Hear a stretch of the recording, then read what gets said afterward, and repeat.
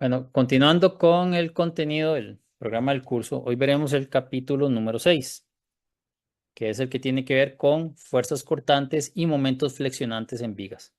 Específicamente, lo que vamos a tratar es de comprender todos los conceptos relacionados con la relación entre estos vectores, ¿verdad? La fuerza cortante y el momento flexionante, y cómo se representan a través de diagramas que evidentemente tienen una relación también entre ellos. Entonces, hoy vamos a ver 3 apartados. El primero es convenciones de signos. ¿A qué nos referimos con esto? Bueno, es que depende de cómo queramos hacer los diagramas, eh, los dibujos van a estar por encima o por debajo del eje. Yo lo voy a explicar de manera muy práctica y luego les voy a explicar con un ejercicio cómo acomodar el elemento que me ayuda a diferenciar cuando el diagrama va para arriba o cuando va para abajo. Porque es sencillamente acomodar una cajita con un positivo ahí que es la convención que yo la acomodo dependiendo de dónde haga el corte en la viga y entonces lo que me va a generar es un corte donde yo voy a hacer sumatoria de fuerzas en X, sumatoria de fuerzas en Y y sumatoria en momentos. Entonces de ahí se genera la ecuación y automáticamente me va a dar un valor positivo o negativo. La misma ecuación me va a generar el resultado. Pero visualmente y de forma práctica lo podemos hacer sin ningún problema. Lo voy a explicar ahorita de manera práctica y en un ejemplo vamos a ver esa parte eh, que respalda esta convención que les voy a decir de manera práctica. Entonces, si ustedes analizan esta cajita, es esa que les digo, es la que nos va a indicar cómo es la convención del dibujo que vamos a utilizar. Yo prefiero utilizar la misma que, que se utiliza en el libro Beatty Johnson, que es el libro oficial del curso. Vean, tenemos 4 convenciones. Vean que hay 4 combinaciones de dibujos. El de la izquierda, el color anaranjado, es la fuerza cortante. Y el celeste de la derecha es el momento flexionante. Ya vamos a ver la relación entre ellos. Pero me voy a adelantar un poco para explicar el tema de convenciones primero. Luego vamos a ir desglosando cómo se generan estos diagramas. Vean que hay 4 combinaciones. Podríamos tener el diagrama por arriba o por abajo, el anaranjado. Y en combinación teniendo el diagrama celeste también por arriba o por abajo. Entonces hay 4 combinaciones. Los dos para arriba, los dos para abajo, uno para arriba, uno para abajo, y el otro para arriba y el otro para abajo. Aquí vemos las 4 combinaciones. Ahora, ¿cuál es la convención que vamos a utilizar? Vamos a utilizar esta. ¿Por qué? Porque es la misma convención que utiliza el Beatty-Johnston. ¿Y por qué? Bueno, vamos a dibujar vean la viga. Es una viga con una carga puntual en el centro y tiene las reacciones en los extremos que evidentemente por simetría son iguales. Entonces, vean, vamos a dibujar la viga aquí a la par para tenerla allí cerca. Entonces, tenemos la viga, tenemos la carga puntual aquí en el centro y tenemos las dos reacciones aquí, que es exactamente el mismo valor. O sea, si esto es P, esto es P medios y esto también es P medios. Entonces, ¿por qué yo prefiero utilizar esta convención? Porque es la que ilustra más, digamos, de manera más real y que todo tiene un poquito más de sentido visual. Es más fácil de entender. Cuando, yo sé si ustedes han visto que a veces no le ponen ahí unos rótulos donde dice azul, pero con letra roja, o dice rojo con letra amarilla. Es como un test psicológico que se hace a veces y eso genera confusión, porque el cerebro le está llegando información, tanto por lo que dice el texto como por el color que lo está representando. Entonces hay una contradicción. O sea, si me dibujan la palabra azul, pero con color rojo, uno como que siente como que eso no tiene sentido. Entonces igual pasa acá. Si yo hago un diagrama donde hay una fuerza que va en una dirección, pero el diagrama va en dirección contraria, ya me genera cierto choque mental. Entonces mejor usar la forma más práctica para poder entender el concepto y ya luego con práctica, ya uno teniendo mucho criterio al respecto, ya sabe que no importa para dónde vaya el diagrama, inclusive a veces los diagramas se hacen con un sentido práctico, hacerlos al revés porque inclusive me ayudan con el tema de ubicación del acero, pero ya eso es parte de otros cursos. Ahorita que estamos entendiendo el concepto, lo principal es entender y que no nos genere ese choque mental. Entonces, lo primero es esto. Todos los diagramas de cortante y momento arrancan de cero. Entonces, primero vamos con el de cortante. Entonces, ¿qué pasa ahí? Primero, yo tengo esta reacción. Esta reacción P medios va hacia arriba. Entonces, el diagrama me lo sube. En el primer punto, de una vez, me encuentro con la reacción P medios y me sube el diagrama. Luego, en todo este tramo, de aquí a acá, no hay nada aplicado. Entonces, ahí se mantiene constante. No hay ningún cambio. Pero ¿qué pasa en ese punto? En ese punto inmediatamente aparece P y va hacia abajo. Entonces el diagrama va para abajo. ¿Y cuánto? P. Porque si sabemos que esto era P medios, obviamente P va a ser todo esto completo. Bueno, después de que se aplicó P, ahora tengo otro tramo aquí que es L medios, ¿verdad? Pero igual ahí no hay nada aplicado. Entonces yo vengo aquí, está todo constante, pero en ese punto, en el punto en que yo llego al extremo derecho, aparece P medios, va para arriba y me vuelve a subir el diagrama. Entonces, este es el diagrama que me quedó y que visualmente era muy fácil de darle seguimiento. Las fuerzas puntuales que van para abajo me bajan el diagrama y las fuerzas que van para arriba me suben el diagrama. ¿Y cuánto lo suben? Bueno, la magnitud que ellas mismas representan. Ahora, ¿qué es otro concepto bueno de esta convención? Es que vean, aquí que tengo un área por encima del eje X, que yo puedo considerar que es un área positiva. Si el área es positiva, significa que el gráfico, en el siguiente gráfico, también me va a generar un cambio aquí positivo, que va a pasar de un valor menor a un valor mayor. Y ese cambio representa exactamente esta área. O sea, si esta área de este rectángulo anaranjado, que es positivo, fuera 10, significa que esto va de 0 a este valor 10. O sea, el área corresponde al cambio entre esos dos puntos. Desde el inicio hasta la mitad, el valor en el diagrama de momento, o sea, en este segundo gráfico, me va a cambiar lo que represente el área que está encerrada entre esos dos puntos. Y si el área encerrada entre esos dos puntos da 10, significa que el cambio entre esos dos puntos en el siguiente diagrama, en el de momento, es 10 y sube. Entonces el diagrama va hacia arriba. Luego, ¿qué pasa? Que luego tenemos aquí un área que es negativa, que es la segunda parte. Evidentemente, por la simetría, esto debe tener un área aquí de menos 10. Toda esta área ahora es menos 10. Entonces, entre el punto central y el punto final, el cambio es lo que diga el área.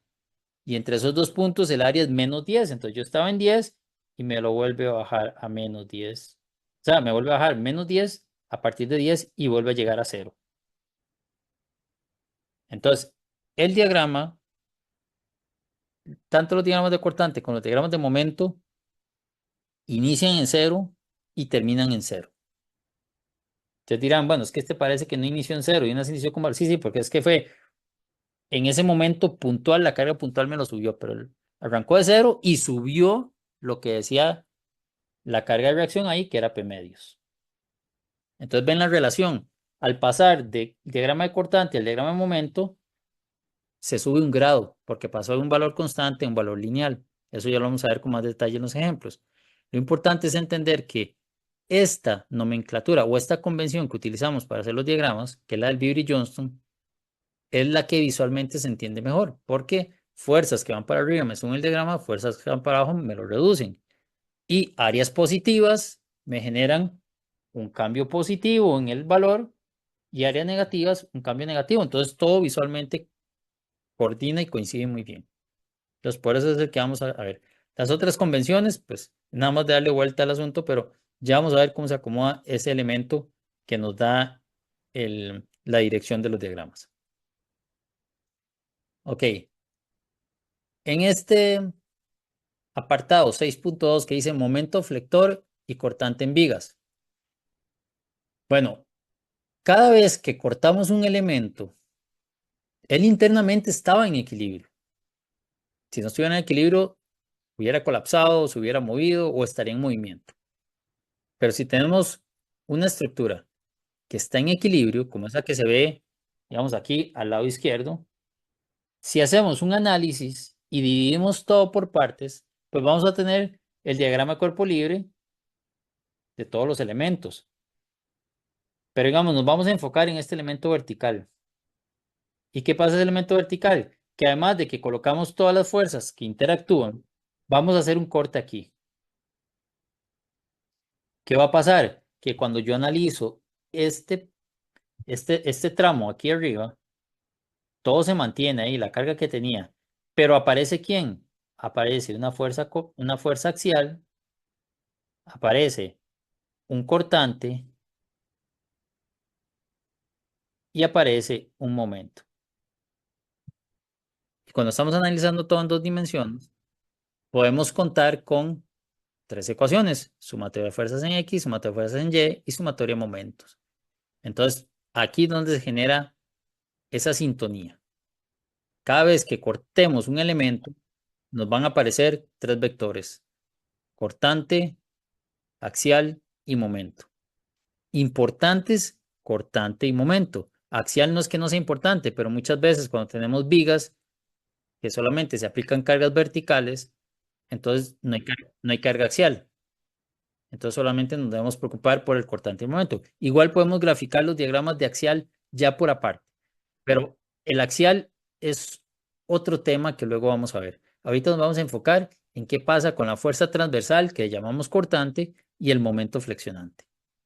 Entonces, todavía en esa figura es un poquito más complicado visualizar, pero vean, si tenemos esta otra, tenemos este elemento que es así como en forma de L y lo tenemos cargado.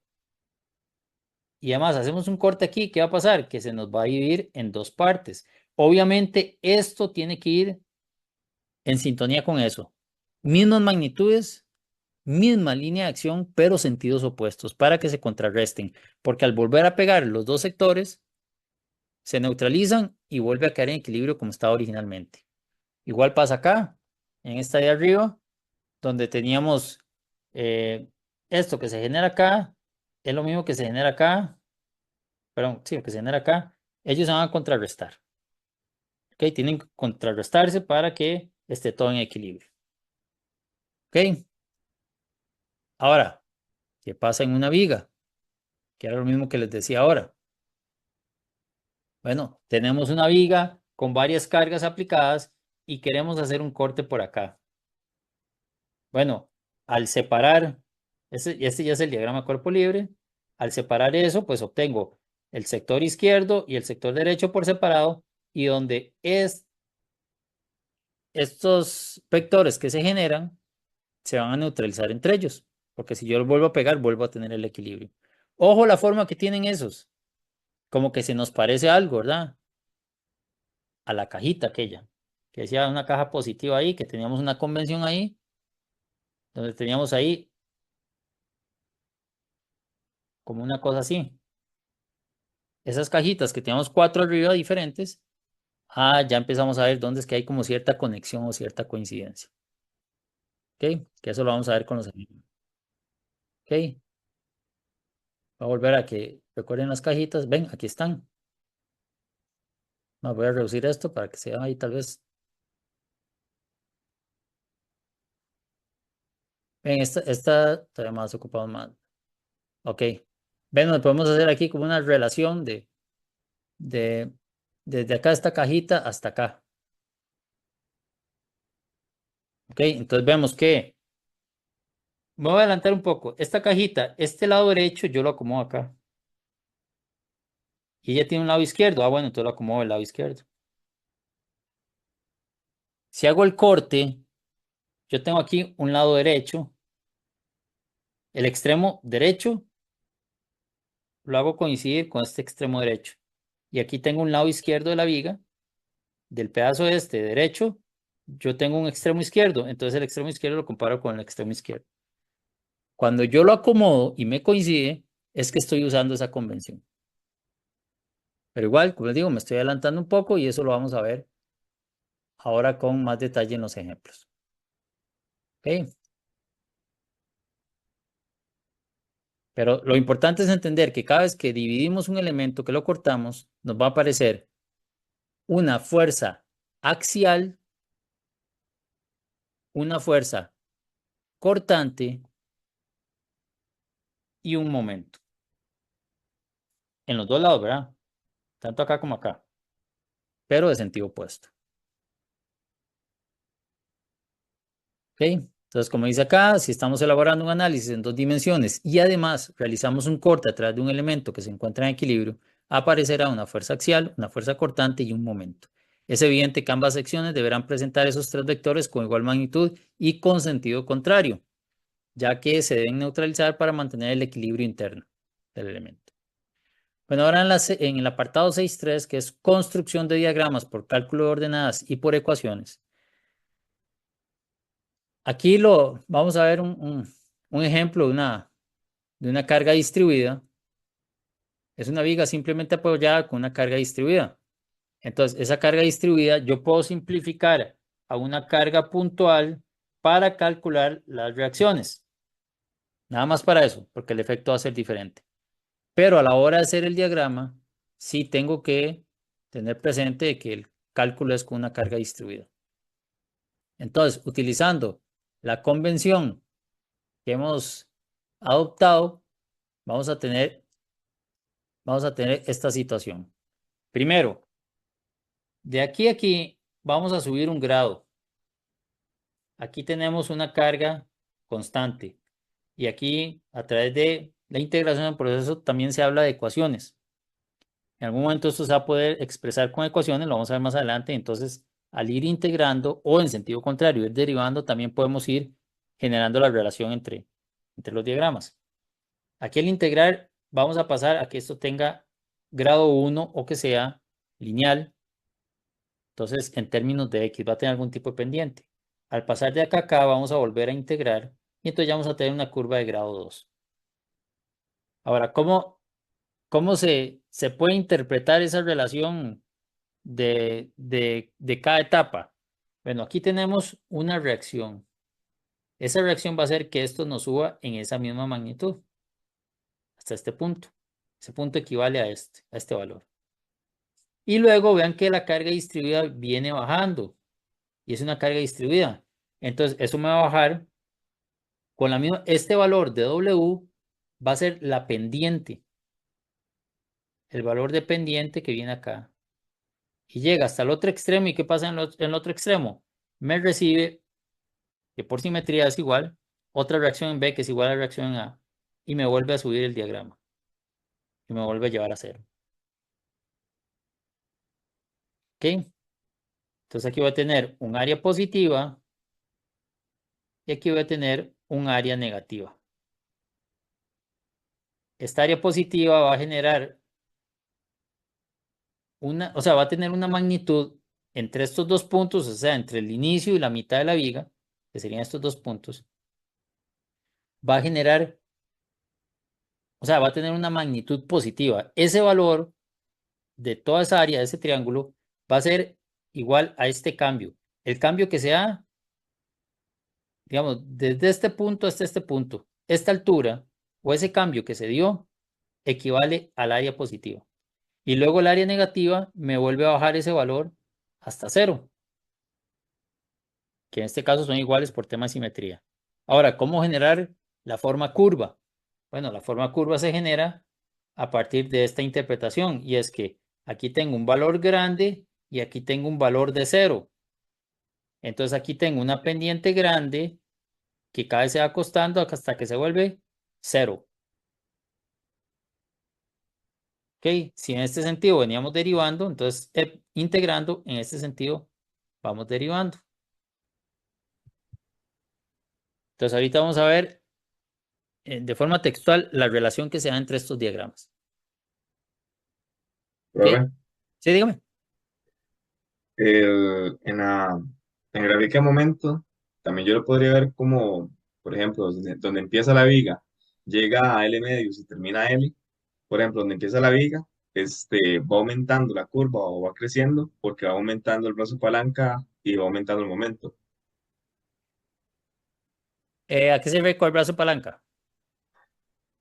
Por ejemplo, del punto A al punto B, si yo voy avanzando de A hacia el centro de la viga, voy aumentando la distancia del brazo de palanca por la fuerza cortante. Entonces, entre más brazo de palanca, más momento voy a tener. Por eso es que va creciendo y llega a su tope máximo al centro de la viga.